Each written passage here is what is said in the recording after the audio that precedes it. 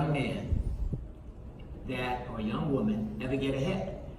How do you get ahead if the things you need to have dignity are rising in cost faster than wages? If you're going after a train and you're running as fast as you can and the train is picking up speed, it's just, at some point you lose dignity. So my grandfather, who came from Ireland, worked about 3 blocks from here. He was a janitor. So what he did for a living was he cleaned toilets, and he picked up dirty underwear and socks at the tennis and racket club, which is started in 1909. It's 2 blocks from here. He owned his own house.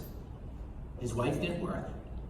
He made enough money to educate his daughter, who was my mother.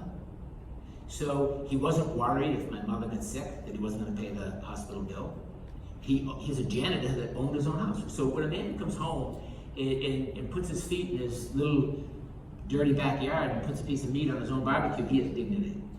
When someone comes home and they're one paycheck away from losing their house, their rent, it's hard to have dignity. It's hard to have a brand of a country of hopes and dreams if we don't fix those problems. And they're all fixable by smart people like you. They're not fixable by politicians that just make up stuff to get elected. That we need technology, education. Now Harvard, of course, will be safe because it's the greatest, oldest institution, financial institution in America. It's been around for 350 years. It has $41 billion in endowment, maybe 41 this morning, maybe 42 by this afternoon. I mean, it's a huge, it's a very well-funded, well-run institution. So let's forget the top 50 for a minute. Let's forget Harvard, Georgetown, and Duke, and Yale, Stanford, forget those.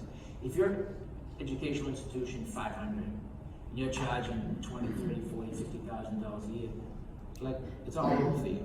All over. Game over, right? So Harvard will be able to see the schools from 50 to 400 self-destruct, and they'll be able to adjust their model. Then the ones from 400 to 300, they'll be able to adjust their model. So, but no cop, or as my grandfather's case, no janitor can earn that, save that kind of money. So my father went to Georgetown as well. So I took out what he paid when he went to Georgetown. I put it into my little iPhone calculator, and it's about 1/10 of what it costs now. So it's gone up 10 times more than inflation. That's unsustainable. Now that's going to be a relatively easy one to fix because technology will fix that. As soon as Goldman Sachs or GE hire someone that got their education online, that'll be on the front page of the New York Times, it'll be the front page of the Wall Street Journal, it'll become acceptable, and then, we're off to the races. And that problem gets fixed. Healthcare and housing, a little bit more difficult. Ireland is doing something very ambitious, and the Prime Minister's getting the shit kicked out of him for doing it, but it's the right thing to do. He's putting high-speed internet into every single home, farm, building in Ireland with the government subsidized, because rural England, rural Ireland, rural America, rural Italy, pick the country, is getting screwed because it's not sustainable. You have to have a job. If you're going to live in a rural environment, you have to have a job. So, to give you an idea of what's going on in the world, there is the equivalent of 7 New York cities per year moving to or creating a new urban environment. So we take New York City, 7 of those per year, somewhere in the world are being created, right? Either in addition to an existing urban environment or a new urban environment. So the infrastructure is not there, and that can't go on forever. You can't build city-states forever and expect it to work. Some people have to live in a farming community, but you can't, or in a rural community, but you have to make it work. Someone has to rethink the rural community. It starts with internet access, obviously, but it has to be sustainable. There has to be schools there. I have a home in rural Ireland where post office is closed, police station has closed, bank has closed. The one restaurant we had closed. So it's hard for people to grow up with dignity when everything around them is falling apart. So in order to solve the housing problem, we have to figure out how to solve the rural problem. In healthcare is one. I'm sure there's a lot of you in the pharma industry here, so you will hate me after saying this, But the healthcare industry, looks, I had a brother that died of diabetes, right? So when I went through, my mother recently died, and I went through a paperwork at her house, and I saw my brother was 6 years old. We went to the Deaconess Hospital, which is still around. It's a couple miles from here, one of the greatest hospitals in the world. So I looked at his hospital bill, again, put it into my inflation calculator. He was getting insulin injections at 14 cents a piece, put into my little calculator, and that would cost you about $1.40 today. That would cost you about $43 a month. Now, surprisingly, in most parts of the world, that's what a month of insulin costs. Now, first of all, insulin's been around since the 1920s. Everything over time is supposed to go down in cost, right? So it should be less than 43. It's 450 in America a month. So if you have a kid that's going to die without insulin, it's going to cost you $450 a month to take care of that kid. It's still 43 in Canada. Now, if you live on the Canadian border and your kid's going to die without insulin, it's against the law to drive to Canada and bring back that insulin. You can bring back all the beer you want, you just can't bring back the insulin. So that obviously, we need to rethink the cost of healthcare. There's lots of issues. America's 4% of the population, 80% of opioids. And we're just now starting to say we have an opioid crisis. 15 years ago, America was consuming 1.3 billion opioid tablets a month. 15 years ago. So we've known this problem, and it cost us $500 billion between the judicial system, the police system, the rehabilitation cost us $500 billion, lost wages, another $500 billion. That's $1 trillion a year we're spending on the opioid crisis. And politicians have to get their heads around, when you have a problem, you have to find where there's money you can take to solve the problem. That's $1 trillion. We don't bring in $3.5 trillion. We spend $4.5 trillion in America. That's another problem, right? We spend $1 trillion more. So everybody running for office now wants to say, let's get rid of school, let's get rid of the college debt.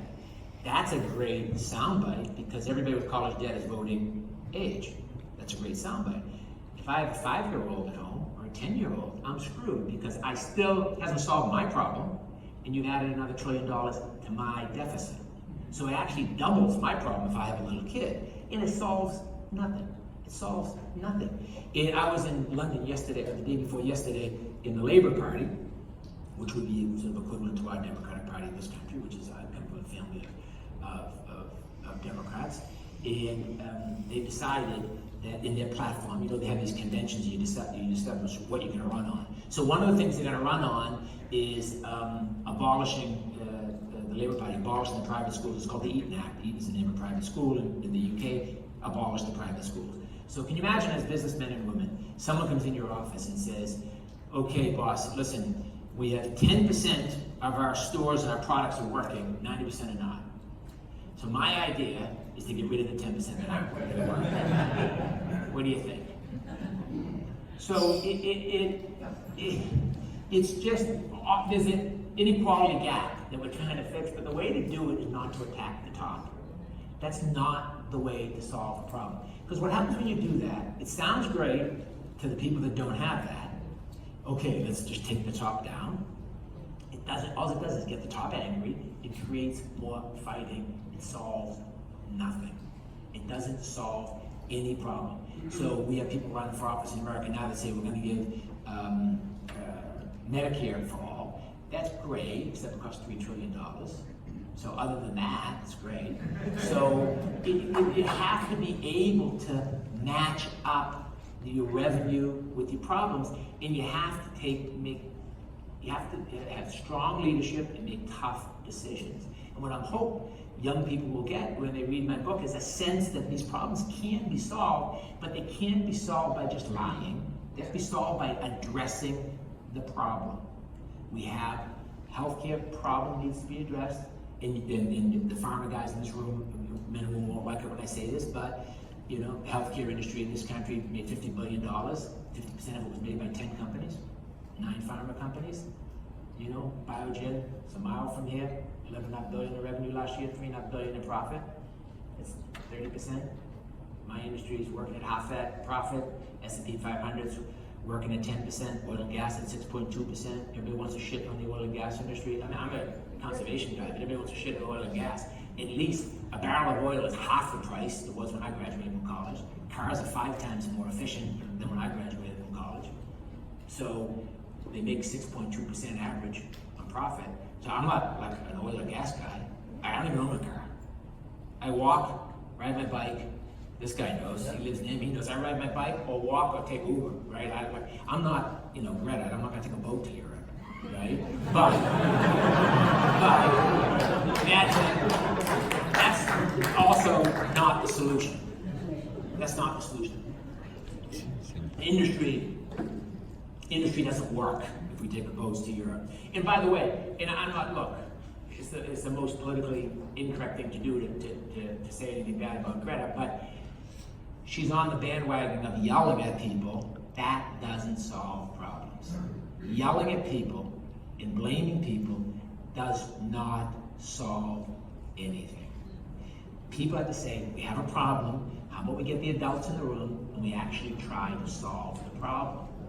And that you can't get elected by doing that because you have to lie to get elected, right? You have to make up stuff to get elected. At some point, young people have to say, we're only going to vote for people. First of all, obviously you need term limits, right? Because then you don't have to lie once, right? You don't have to run for election. You used to cut the line out by a lot, right? Because you only have to run for election once. But you've got to be, people have got to demand the truth and accountability like business, like you all do, right? So when I years ago, 20 years ago, I wrote Jack Welch a letter, and because his company was doing better than any other company, I said, can I come in and see you? And I got a form letter back that basically said, screw off, and on the bottom of it he wrote, call me after Christmas. And I called him and I went in and I said, look, I've admired you for a long time, I'll take notes, you just talk, and he gave me 4 hours of his time. And one of the things he said that I always remember is he said, most people think HR is one of those things on the side that you don't really worry about.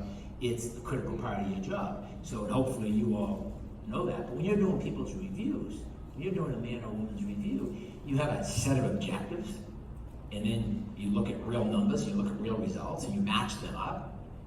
You say, this is what she was supposed to do. She either did it or she didn't do it. This is what he was supposed to do. He either did it or he didn't do it. It's either good news or bad news. And then you have to come up with why it did happen and solve the problem. You don't have to yell at anybody, but if they can't get the job done over a period of time, you find someone else that can. So anyway, these problems need to be rethought, and that's why I wrote the book. And hopefully, there's a. And I'll tell you this: it won't work. The left in America says that all business sucks and they're the devil, right? And the right says that all government sucks and they're the devil. Now, industry is what makes the world work. I mean, that's the way that industry actually accomplishes something. They create jobs, they help people make a living, they help people with a meaning in their life, they allow you to own a house, they allow you to own a car. In government actually keeps a country safe and allows a safety net for people. So government's not all bad, and industry's not all bad. But I will say this, I will leave you with this thought, is, and this is not the Kennedy School of Public Policy, so this is not about public policy for public policy's sake. This is, you can make money by solving these problems. You can make money by solving the healthcare problem, the environmental problem, the educational problem, the housing problem. You can make money by solving them, number one. And number two, if you don't solve them, the government will, and it won't be a good solution. It will not be a good solution. So I think that industry is going to have to figure out how to. The divide between the haves and the have-nots is getting bigger. People are getting pissed off, and what pissed off people give you is Brexit, Donald Trump. I mean, you can be a Trump fan or not a Trump fan, but he's a weird dude. But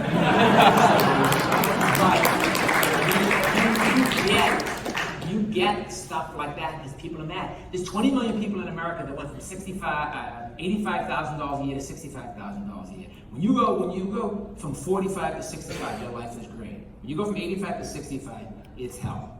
Because now you have one car, not two. Now you don't have health care anymore. You're dropping your kids off at Aunt Lily's house, right? She lives 5 miles in traffic the wrong way, and she also drinks, and that pisses you off, right? You come home, you can't find your socks because you don't have a clean lady once a week anymore, right? Your husband's telling you, you know, what's with the $7 latte with half a pump of vanilla and 2 shots of decaf, and what's with that? Like, bring your coffee in a thermos, you know? So it gets your life, and that causes lots of friction. That causes friction. So those people were pissed off, and they voted for Trump. Brexit is another example of pissed off people. So pissed off people is not good for business. It's not good for business. Look, I wake up every day and I feel like this is what the Coliseum looks like. That's what I am. I'm just waiting for the Lions to come in. I'm a middle-aged white guy that people think has money. I'm just waiting for the Lions every day, because there's an attack on business, but it's not all unfounded. We don't give back as much to the community as we used to.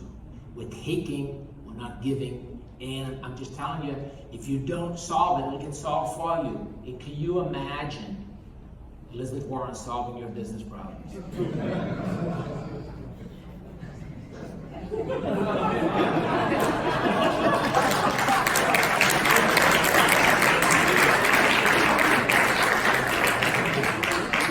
That's from a Democrat, okay? Can you imagine? So it is. And they're talking about they're talking about nationalizing. I mean, that's stupid. It's not going to happen. Nationalizing all the power, all the energy companies.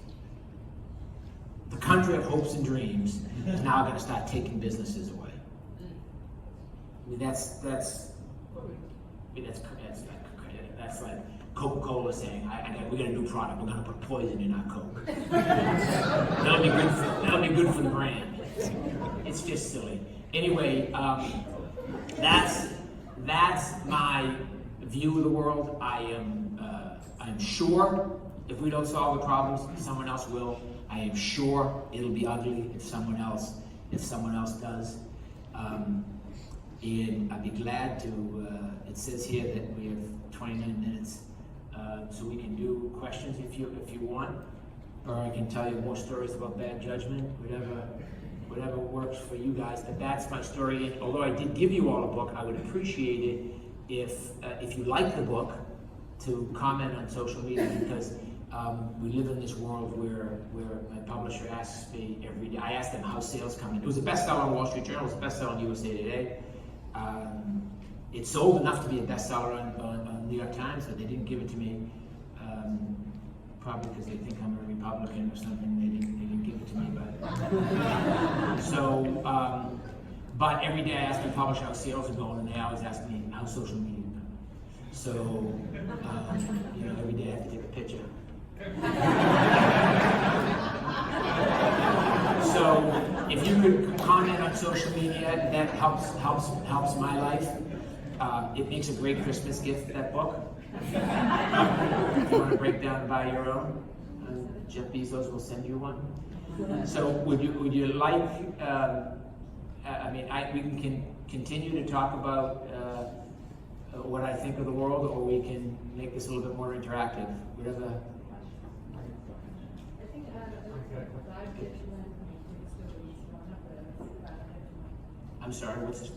You said like bad judgment make good stories, and you would like to say at least one example of a bad judgment. One example of a bad judgment. So so the question was, I said, and I was just trying to be funny. I said bad judgment makes good stories, which is true. And she's asked me for a story about bad judgment. So I assume you mean just today. Because we only have 26 minutes.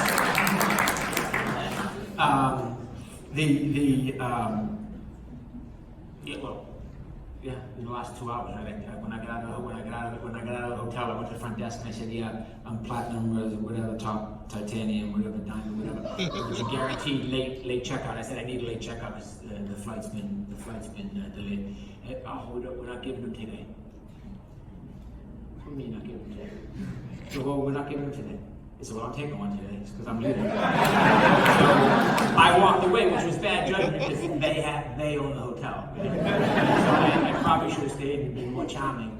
And because now when I go back, I'm gonna try to get my key and I'm gonna have this whole debate about whether I owe for another day or not. But listen, my life, when I, as you'll see from the book, when I didn't get paid, I was in a bar on Charles Street, and I was complaining to two friends of mine that I hadn't got paid. And one of the friends grabbed me by the tie and he pulled me towards me. He like bit me in the nose, and I was like, and he said, Dave, we're trying to have a beer, and you're like bitching. He said, just go do something about it. And I went home and I thought, he's right. I should just do something about this. So me and Jim Finnegan, Irish guys stay together. Tara will tell you that. So me and Jim Finnegan, we went and we dug up the cable system that I wasn't being paid for, and I called Cablevision. Chuck Dolan at that point was the CEO, and I asked to speak to him. He wasn't there. A guy named John Todd, I got on the phone, and I said, look, you owe me a lot of money for the cable system I built. I don't want my money anymore. I'm taking my work back. I'm going to dig up the system. And I started digging it up, and it knocked the cable system down, and it was a huge, the technical word is shitstorm. Huge. And they hired like this ex-FBI guy to intimidate me, and my lawyer and I went in there, and my lawyer, Nick Kensington, was so mad. Law firms used to all keep pencils for some weird reason in the middle of the conference room table in the old days. Remember that, Jay? And we took it, he took a pencil out, he's banging the table, he goes just like this. It goes right into his hand. He's going, you can see a little blood coming out of his hand. Anyway, we got paid within 3 days, and with that money was how I started Corporate Communications Network. If I had got paid, I'd still be digging holes for a living. Because I didn't get paid, I said, I'm going to go into a revenue recurring business. I started Corporate Communication Network. We merged it with MFS. Then we sold it for $14.5 billion. We had $250 million in revenue, and we were losing $300 million. But we were a dog that was speaking. We were one of a kind. We were one of a kind. We were early and one of a kind. Just like your man yesterday, the beer guy. He was early.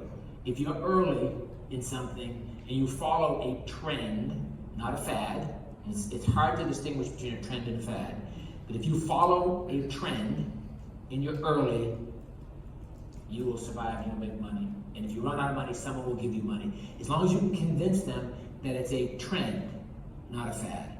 Some people, they follow a fad, they lose money, okay, the business goes away. And it's hard to tell. Like, there was an article in yesterday's Wall Street Journal about Instagram. It's hard. Is Instagram a fad or a trend? Social media is a trend, for sure, right?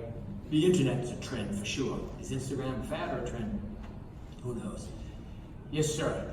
You make a lot of great points today in regard to government.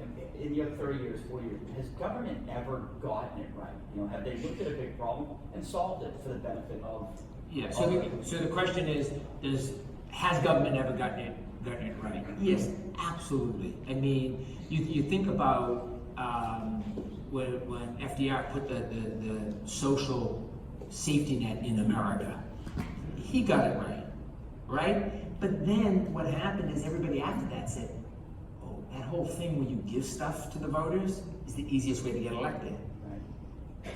And then they found out, 2.0 of that is, you actually don't have to give stuff, you just have to say you're going to give stuff. You don't actually have to do anything. You just have to say you're going to do it. And Ireland is a good example. Ireland, saying that rural Ireland will not survive without high-speed internet. In the Taoiseach, which is what you call the Prime Minister in Ireland, and the government has said that it can't be a digital divide, and they're going to solve the problem. We haven't been able to solve that problem in America. Most countries haven't been able to solve that problem. So the government does get it right. They get it wrong more often than they get it right. So we have a healthcare problem in America. Like, so we've decided in America that if you fight if you're in the armed services, you get free medical care. I've never met a taxpayer who doesn't agree with that. I've never met a taxpayer who doesn't say, if someone's going to go defend my family, I think giving them free health care. But instead what we do, we set something up called the VA. Instead of giving them a card they go into the hospital and says free health care, we create a whole infrastructure that sucks. So what we really I'm giving them now is free, shitty healthcare. And we have a whole $1 trillion enterprise that doesn't work, that we created so politicians can put like the stupid uncle to work there. Like, why? Why? You know, we don't have, you know, our post offices, you know, we've closed like 6% of them. When's the last time anyone sent a letter? Like, why haven't we closed 90% of them? Oh, because every congressional district is allowed 2 post offices. That's why. Because no one wants those 200 jobs to come out of their congressional district. So, we need leadership. We need leadership. Yes, ma'am. Yeah, hi. Hi. Yeah, I'm Eva. I have 3 questions. They're a bit black and white, but I still ask them to get the discussion going. Is China the better US? And why is that the case? The second one is... Let's do them one at a time because I'll forget them, right? Okay. So is China the new US? China has done a remarkable job of bringing the middle class up. The challenge that China has, in my view, is we live in a bottoms-up world. The top-down world no longer has a place. And China is a top-down culture. And we live in a bottoms-up world. Young people, there's a power shift from the top to the bottom. And technology allows people to communicate and allows people to organize around ideas, as we're seeing in Hong Kong. In the old days, when the bottom would get pissed off, they'd come marching in town with sticks and stones or whatever, and that would last about 45 minutes. But now the bottom can communicate and organize around a thought or a person. And it's impossible to keep that down, in my view. So because China's a top-down, I think it's going to be interesting. I don't think anyone knows, but it's going to be interesting to see what happens. Their economy has slowed, but they've done a better job than anyone in bringing up the middle class in the history of the planet. But no one knows. But this whole top-down thing is a little interesting. What's the second question? The second one is the web the better governor of the future and all the platforms will come with it? What's the better governor? Is the web the better governor, as in the better government for the future? Well, the problem the question is the web a better governor, right? So that's the question. The problem is that right now, we don't have the infrastructure to be able to tell what's truthful that's coming out of the web.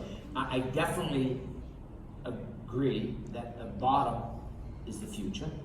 The bottom, there's a power shift from the top to the bottom, and the bottom will use the web to organize, and young people that are organized will run the world, as opposed to old people from the top, because we haven't done a good job.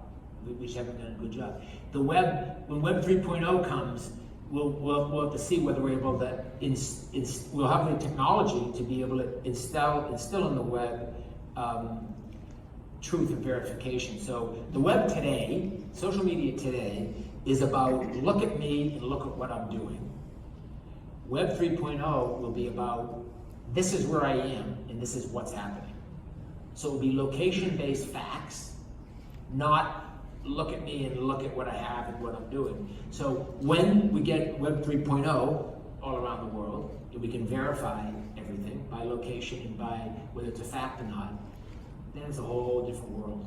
It's a whole different world. You got a third question? Yeah. When will you go seriously into politics?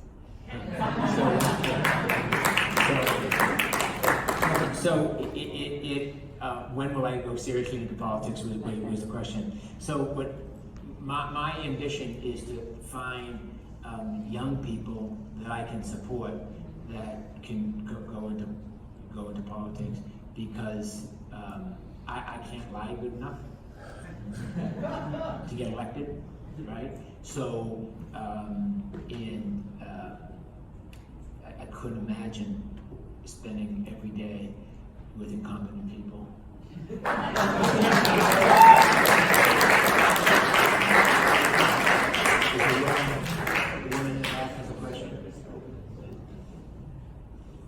How have you managed a board that wants to give more value back to shareholders against an executive team that want to give more value back to the community and the markets they serve? How would you manage that? That in a conflict, yes. Yeah, well, so the question is, how do you manage the conflict between management and a board that has a different view on the distribution of the earnings? So, just to remind everybody, a company has to make a decision when they make a bunch of money, how much goes to the people who did the work, and how much go to the people who funded the company. Because that's one of the decisions, that decision belongs to the board, period. That decision, because management has a conflict. In competitive people always, you know, they see everything as an enemy, and you can't help it. It's just the way you wake up, and you know, someone, like I remember I was on the board with Paul Tagliabue, who was the old commissioner of the NFL one time, and it was when in American football there's this whole concussion problem going on, and he was fighting it, saying, you know, there is no concussion, there's no concussions. And I could see in his face, he didn't really believe it, but he saw an enemy, you know what I mean? And when you see it, when people, so management, aggressive people, they see an opposite view, and they're aggressive, and they sort of fight it. That decision belongs with the board. It doesn't belong with management, because management has a conflict. Management has a conflict. How come no one asked about this picture, huh? That's me when I was in college. No. So a street artist in LA read my book, and as a thank you for the book, his name is Ezra, and as a thank you, he did that graffiti in Venice Beach for me. That's the name of the book. And I just got an email from him. He's doing another one in Hollywood for me, and he's doing another one in Wynwood Walls. So that's sort of cool. That's where the picture is. Regarding 5G, we know the benefits, consider safety. I'll repeat the question. So the question is about 5G, not so much about benefits, but the safety. Yeah, the safety. Because some countries did not approve for the technology to be included, and some were very open to immediately approve it and trying to implement. Yeah, and when you mean safety, do you mean health or security? Health. Yeah. First. Well, so there's a couple debates around 5G. Now I'm a wire-based guy, not a wireless guy. So, but the questions around there's a question around electromagnetic waves in general across everything, including Wi-Fi, that I think you'd have to say that we're going to have to get our hands around the safety issue, because it's getting more and more and more and more and more. And Wi-Fi that's now just used within a room. There was a day, like when I was your age, you used to carry with you a little blue cord. You'd go to a hotel room and you'd plug it in. You'd figure out how to get connectivity. Now you just assume there's Wi-Fi, right? Well, Wi-Fi now, they can slice it up so it can go outside the building, so you don't have to build a lateral. So wireless is getting ubiquitous, even outside as well as inside. And there's a whole electromagnetic wave issue that's just exacerbated by 5G, and then there's a whole security issue as well. I think most countries that are worried about the health issue are using that as a cover because they haven't figured out the security issue yet. So they're using the health issue as a way, because most countries in the West, the reason, my mother one time said you can't accuse someone of something you're not capable of. The reason the US accuses China of putting eavesdropping equipment, devices and equipment is because the US is so good at it. That's why they know about it. Yes, sir. I have a question. You have mentioned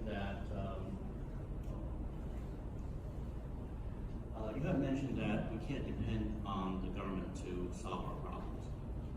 Have you heard of the freedom dividend or universal basic income concept? No, sir. Okay.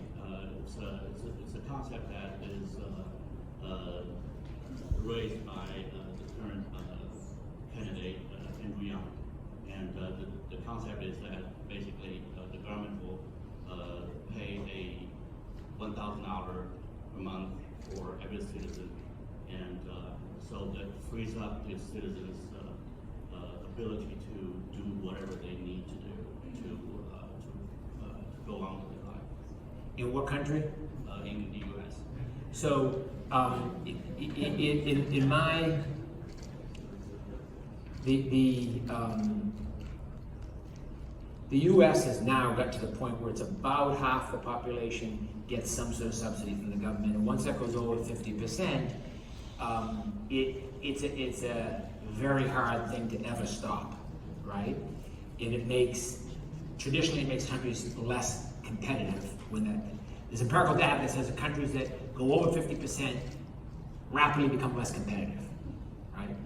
So in my book, I make a suggestion that the way to solve that problem is to have the government only, not give someone money for not doing something, decide what a basic income needs to be and bridge the gap between what they're getting paid if they're working full time and what that is. So if you're working and you're making X and you need X plus 20% for what we've determined as a civilized society is basic rights and basic living, the government will then pay you that difference.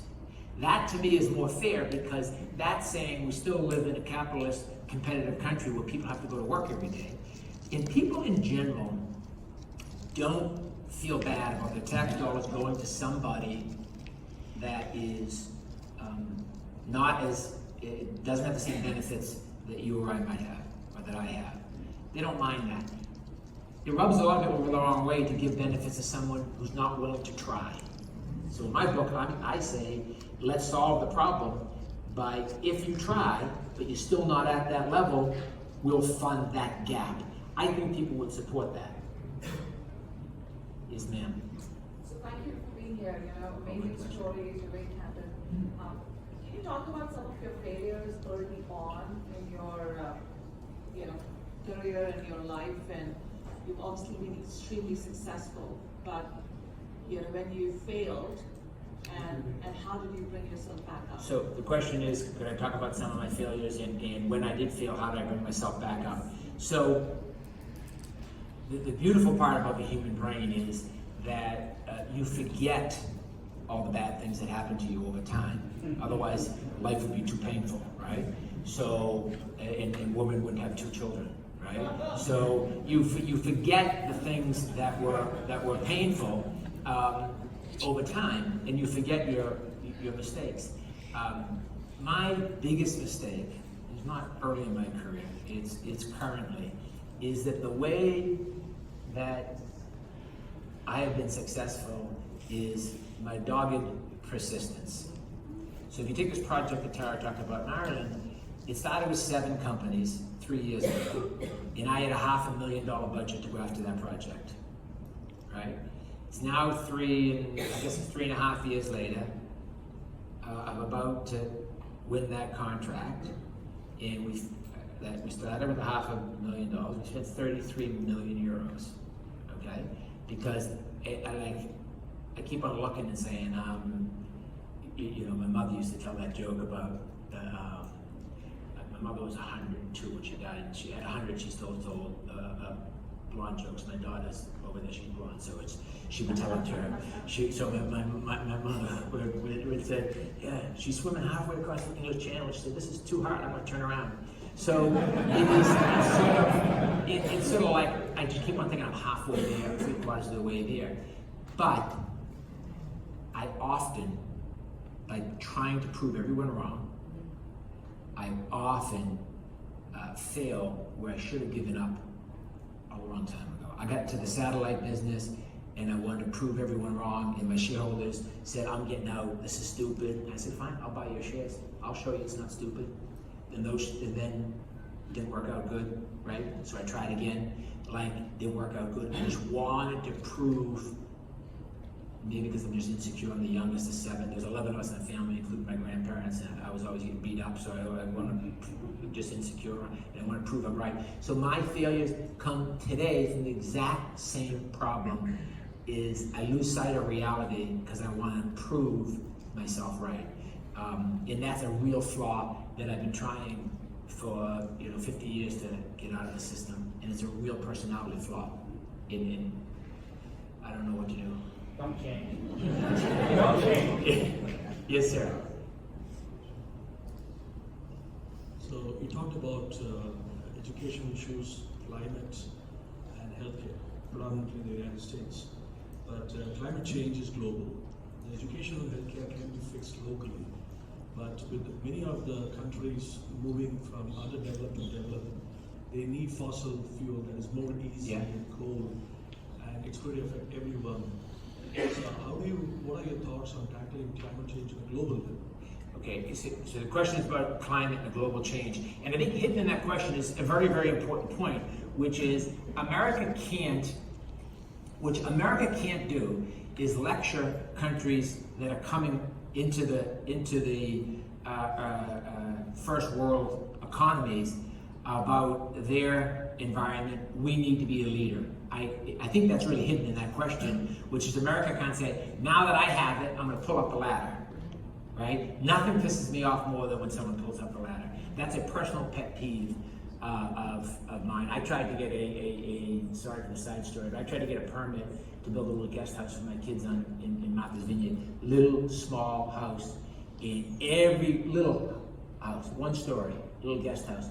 Everybody in this 1,000 square foot, 1,200 square foot, everybody in these 10,000 square foot houses in the neighborhood shows up, at the city hall. No, I can't do that, can't do that, gonna mess up my view. Like, why do you have a 10,000 square foot? Oh, my house has been in my family since, this woman said, this house has been in my family since my grandmother. See, my grandmother picked potatoes for a living. And all I want is for her great-grandkid to have a little house. Why could you have it, can I not? So hidden in that question is America can't lecture other countries and say, look, now that we've screwed up the environment, you can't have access to fossil fuels. What America has to do is be the leader in putting money into alternatives and showing other countries the way.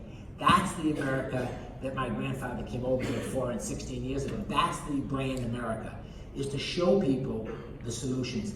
We haven't put a dollar into fixing the problem of nuclear energy. I get the problem of nuclear energy, right? Like where do you put these spent rods, right? We haven't put a dollar into solving that problem. Not a dollar into solving that problem. So, look, we have to be sympathetic to other countries that are just trying to feed their kids, and they're using fossil fuels, and America has to come up with the solutions. That's my view anyway. And I don't buy onto this America first thing after we've already taken all the resources and then say, okay, now that we have everything, let's pull up the ladder. I'm not a big buyer of that theory at all. Yes, sir.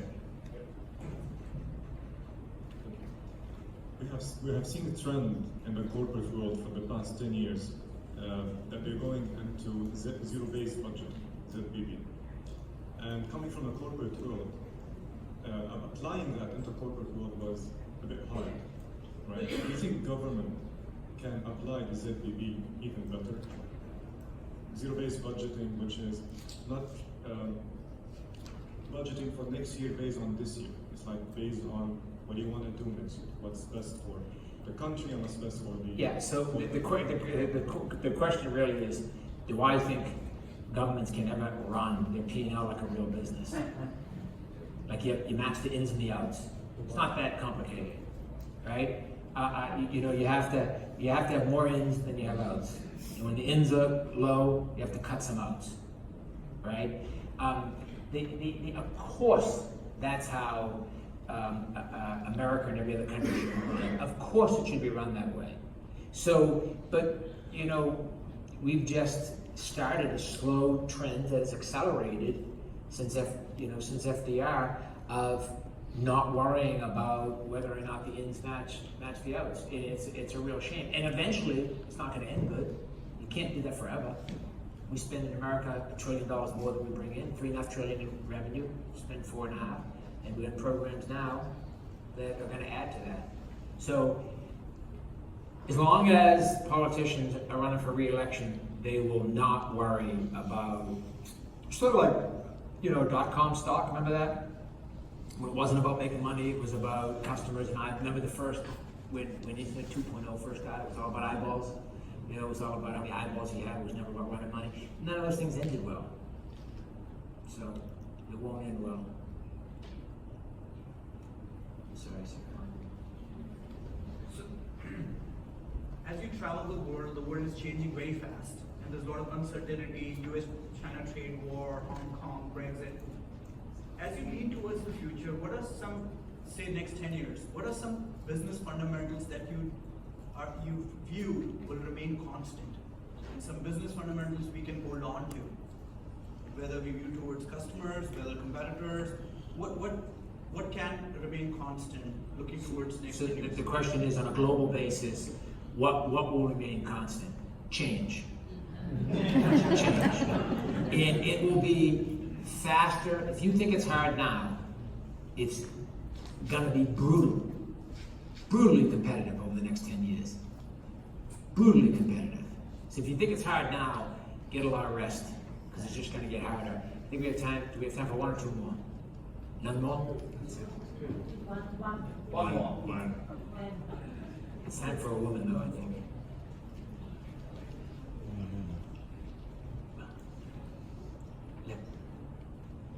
Will you please share your wisdoms with us on how you allocate your time and attentions to family? So the question is, how do I allocate time and attention to family? I think I was very difficult, very difficult issue.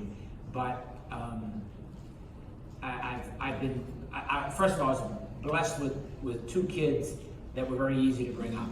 So they never gave me a day of problem in my life. So I sort of lucked out, first of all, that I had kids, and that's my daughter right there in the front. So I've been lucky in that regard.